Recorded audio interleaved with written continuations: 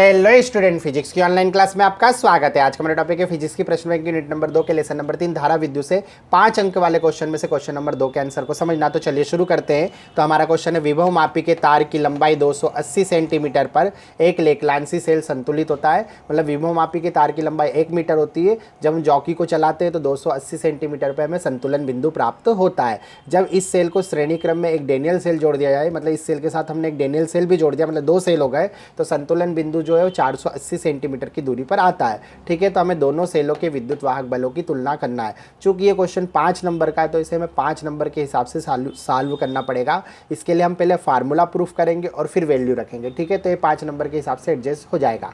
अगर आप direct formula main formula लिख देंगे और फिर इसको हल करेंगे तो फिर क्या होगा, ये 5 नंबर के हिसाब से मैच नहीं होगा। ठीक है, तो हम देख लेते हैं। दिया है तो हमें दिया है पहले जो संतुलन बिंदु की दूरी है वो कितनी है, 280 सेंटीमीटर। तो L1 बराबर 280 सेंटीमीटर हुआ।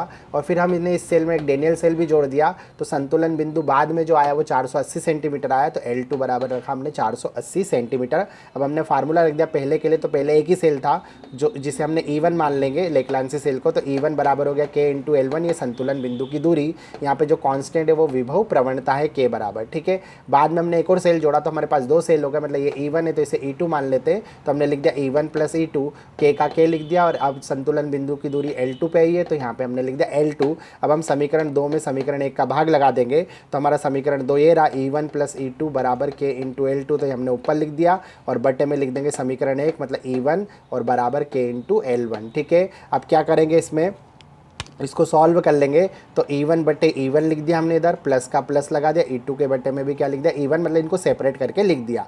और K से K तो क्या हो जाएगा, कैंसिल हो जाएगा। तो K से K कैंसिल कर दिया और हमारे पास बचा क्या, L2 बटे में L1। तो इस तरह से हमारा ये समीकरण आया। अब क्या होगा, E1 बटे में E1 है तो E1 से E1 क्या हो जाएगा, कैंसिल हो जाएगा। तो यहाँ पे बचेगा 1 प्लस E2 बटे में E1 बराबर L2 बटे में L1, ऐसा का ऐसा आ गया। ठीक है, अब चूंकि ये प्लस इधर 1 क्या ही में प्लस में तो उधर जाके माइनस में हो जाएगा। तो ये हमारा E2 बटे E1 हो गया, बराबर का बराबर हो गया, L2 बटे में L1 हो गया। और ये प्लस का 1 उधर जाके काय में हो गया माइनस का 1। और इस तरह हमारा मेन फार्मूला क्या आया, निकल कर आ गया। अब हमें क्या करना है, इस फार्मूले में L1 और L2 की वैल्यू रखना है। तो हम लिख देंगे E2 बटे में E1 हमने ऐसा कैसा लिख दिया। और जो L2 है वो 480 सेंटीमीटर है और जो L1 है वो 280 सेंटीमीटर है। -1 का हमने -1 कर दिया। अब इसका LCM ले लेंगे तो बटे में हम 1 कर देंगे। तो बटे में 1 करने के बाद इसका मल्टीप्लाई इधर हो जाएगा, 280 एकम 280, तो एक हो गया 480 माइनस और इसका गुणा इधर हो गया तो ये हो गया 280। नीचे बटे में 1 लिया तो 280 एकम 280, तो बटे में कितना आया, 280।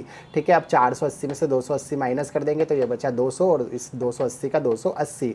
ठीक है, 0 से 0 क्या आ जाएगा, कैंसिल कर देते हैं। तो हम यहाँ 0 से 0 को क्या कर देते हैं, कैंसिल कर देते हैं। तो हमारे पास बचा 20 बटे में 28। तो E2 बटे में E1 बराबर आया हमारा 20 बटे में 28। ठीक है, तो लेकिन हमको E1 बटे में E2 करना, तो हम इस E1 को ऊपर कर देंगे, E2 को नीचे कर देंगे। तो ये 28 ऊपर चला जाएगा और 20 कहाँ जाएगा, नीचे। तो हमारा वैल्यू है 28 बटे में 20। अब हम इसको काट देंगे। ठीक है, तो इसे हम 2 से काट देंगे तो 14 दूनी 28 होते हैं और 2 पचाम 10 होते हैं, मतलब 10 दूना 20 होते हैं।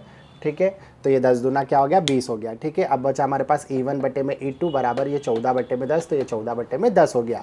ठीक है, अब इसको काट देंगे तो ये 10 10 को हटाएंगे तो यहाँ पे पॉइंट लग जाएगा। तो यहाँ पे कुछ नहीं बचा, मतलब 1 बचा, तो ये हो गया 1.4 बटे में 1। तो E1 बटे E2 बराबर आया 1.4 बटे में 1। तो हम इसको ऐसा भी लिख सकते हैं, E1 अनुपात E2 1.4 अनुपात 1। तो इस तरह से हमारा क्वेश्चन क्या हो गया, हल हो गया। तो उम्मीद है आप समझ गए होंगे। मिलते हैं अगले वीडियो में अगले टॉपिक के साथ, तब तक आप पढ़ते रहिए। Best of luck for your exam.